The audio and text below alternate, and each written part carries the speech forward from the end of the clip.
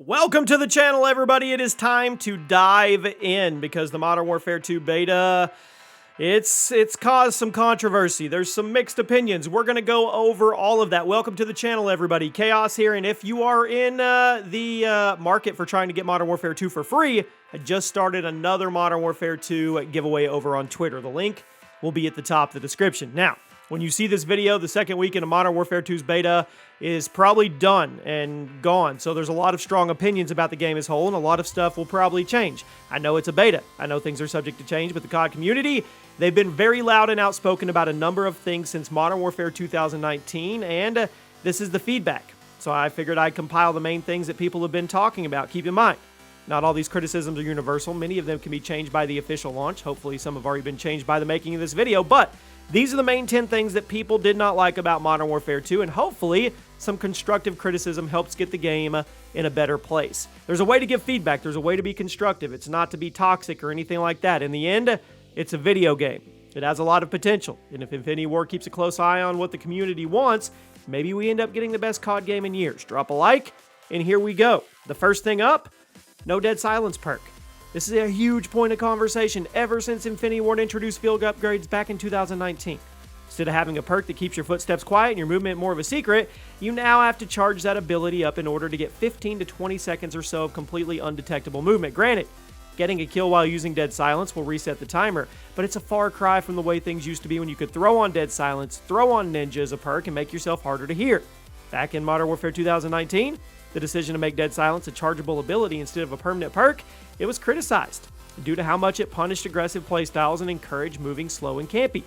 After Black Ops Cold War and Vanguard made some adjustments, it seemed rather likely that IW was going to follow suit, but here we are, no progress. Once again, they put it in the field upgrade category. They made it very clear through blog posts they have no intention of changing it. From their statements online, it seems they are 100% convinced that Dead Silence as a field upgrade is the right decision, and I honestly don't know where they're getting their data from because back in COD 4, they were the ones that put Dead Silence in the perk 3 category in the first place. I'm really hoping they change course on this, but it doesn't seem like they're going to. And did I see a video where a beeping timer goes off to enemies when you equip Dead Silence? Next up, the new perk system. I'm always down for COD to try new things. I am. Shake up the established formula to a degree, and IW has certainly gotten creative with perks in the past. COD 4 was the game that introduced perks in the first place. Then the original Modern Warfare 2 was the first time we saw pro perks. Then in Ghost, they went balls to the wall with the perk system, made something extremely complex but very deep. It's natural for a company like IW to want to do something new with it, since they're the ones that thought it up in the first place. But the system in Modern Warfare 2 seems a little too far away from what we want. As it stands right now, you get to take a couple perks with you when you spawn into a match, and then your third and fourth perks, they get added to your character as the game progresses. But the question is why? The third perk is added rather quickly, so you have to wonder why you don't just spawn in with it in the beginning, whereas the fourth perk feels like it takes forever to come into play, and it's this strange dance between timing and perks, and it makes the game feel very, very complicated. Exclusive Ace did a whole video breaking down the issues with the new perk system, but the TLDR is that restricting the third and fourth perks to a timer means you can't properly counter certain playstyles until a certain point in the match, and that increases the amount of snowballing because whichever team gets their perks first is at a huge advantage. Honestly, I think this system needs to be scrapped completely. We should return to a classic 3 at launch, perhaps with some kind of specialist or pro perk system in place. Sliding. Now, sliding isn't really a problem, but the decision to include both sliding and dolphin diving has created strange issues. As you noticed, sliding really doesn't serve much of a purpose in Modern Warfare 2, and you almost actually never choose to do it. This is largely due to the fact that with the removal of slide canceling and the decision to make sliding more of a set animation instead of something that can easily be canceled. Now, sliding in Modern Warfare 2 is more of a detriment than anything unless you're using it as an escape move. You're just not going to use it, and if you're using anything as an escape maneuver, it's going to be the dolphin dive. In previous COD games, the slide could easily be used offensively or defensively, but in Modern Warfare 2, it seems to be put purely as a defensive move because of how hard it actually is to do anything out of a slide.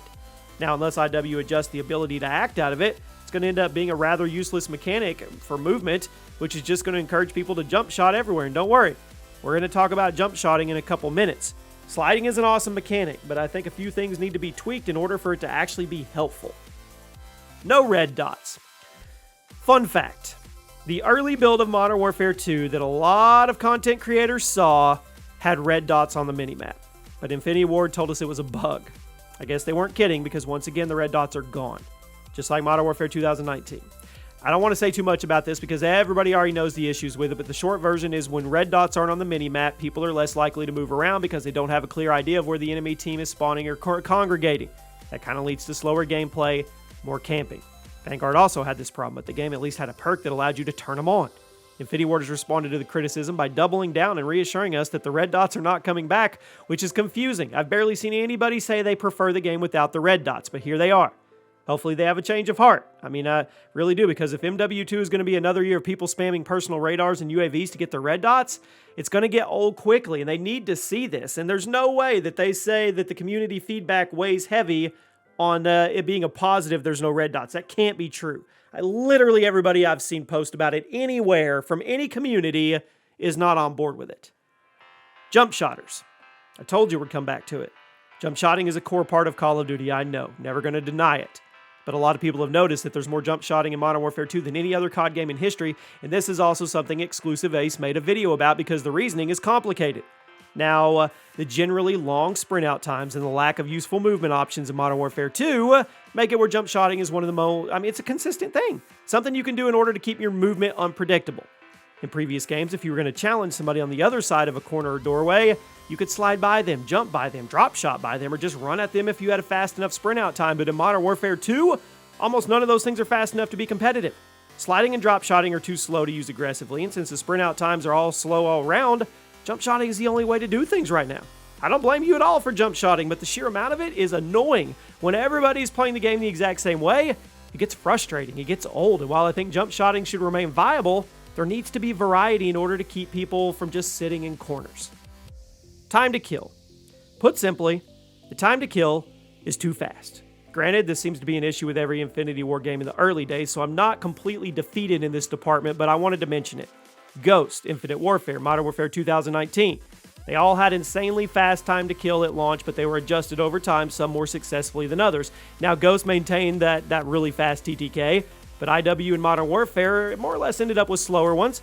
I say all that because I want to remind you guys that Infinity Ward has a habit of starting games out with fast TTKs before slowing them down with time, but that doesn't erase the fact that Modern Warfare 2's time to kill is really fast right now, and it should be adjusted. When you consider how hard it is to play aggressively, super fast time is to kill. It kills a major factor of why people just sit in corners and don't move. When you kill somebody in a fourth of a second, why would you risk running out? So I'm confident that they'll get ironed out over time. It's a major issue right now. Another major issue. Footstep audio. Why is footstep audio always an issue? Speaking of campers, here it is. All the problems with Modern Warfare's 2019 footstep audio are basically still here, but slightly less dramatic, and there's still no dead silence or ninja perk. Footsteps in this game are loud. Basically, you have wall hacks when you're standing still, and it's nearly impossible to get snuck up on when you're wearing headphones. I'm not saying the footsteps need to be dead quiet, but why can't we go back to games like Modern Warfare 3 and Black Ops 2? Fantastic footstep audio where you couldn't hear people from too far away, but you also had no issue hearing you didn't have an issue hearing somebody sprinting up on you unless they were running dead silence. I won't say too much about the footstep audio since everybody already knows the problems, but IW needs to look to the past here. The golden age of COD had great footstep audio. And if IW wants to make everybody happy, which I know is impossible, boot up a classic COD game, copy-paste the footstep audio mechanics, and here we go. Recoil. Now, a lot of people have been talking about the recoil in the game, and I've noticed some issues as well. The visual recoil in the game is strong. It makes combat a lot less versatile than it could be. Now, I know, guns have recoil in real life, and obviously you can't have every gun be a laser beam, but there's no variety. Everybody would just use the same one with the fastest handling. Modern Warfare 2 seems to have gone the opposite in the spectrum, where a lot of weapons have a hefty recoil, and they're only effective for a certain distance, which encourages camping. Now, when it's nearly impossible to challenge people from beyond a certain distance, you're going to stick to close range. And if you're worried about close range accuracy, you're going to camp. You're going to minimize your movement. You're going to keep the gunfights in a controllable range. I think having more recoil than normal in Call of Duty is actually not a bad idea, but the visual recoil, it needs to be toned down. Speaking of camps, campers. I've mentioned campers throughout the video, but I have to mention it on its own entry because it's a huge problem. I know campers are going to exist in every COD game, but IW games seem to have it much worse than others, and I've never thought I'd say this, but the camping in Modern Warfare 2 may actually be worse than Modern Warfare 2019. Map design, much better this time around. Extremely fast time to kill and severe lack of aggressive movement options means camping is the law of the land. 9 times out of 10, a camper is going to win a gunfight no matter what, and when that's the case, why would you do anything else?